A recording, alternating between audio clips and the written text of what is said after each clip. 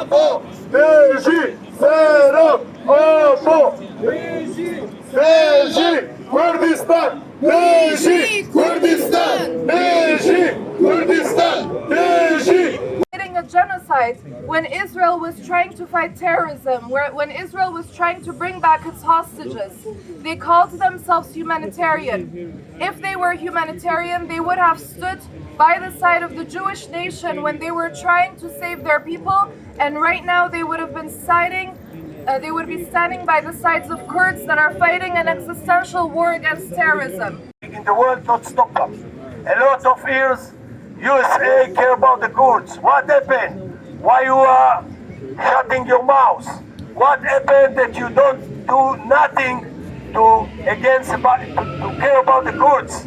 We are calling here the community in Israel, the Kurdish community in Israel, calling to the President Trump. We love him so much.